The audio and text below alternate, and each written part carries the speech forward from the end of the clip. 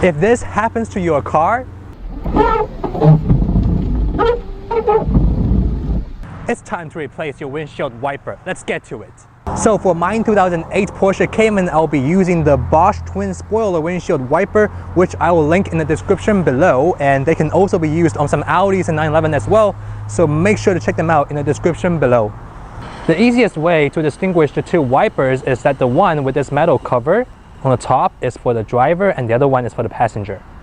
Let's do the driver's side first. Lift your windshield wiper. As you can see, that right here is a little clip.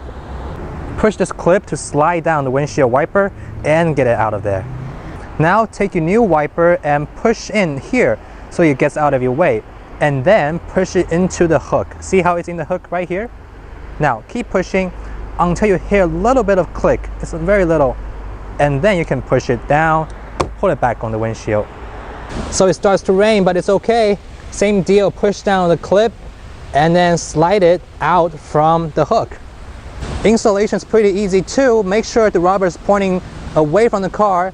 Push down the clip, and now you can slide it either way you want. In here, and then get a little push. Make sure it stays into the hook, and then just push it. Now you hear a click. A click is good. Now push it back, and then put it back on the windshield. And that's it. You're done.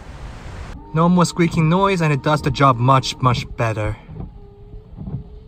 I hope that was helpful. Make sure to give me a like, comment, and share with your friends, and subscribe to What We Drive. Thank you so much, and I will see you next time.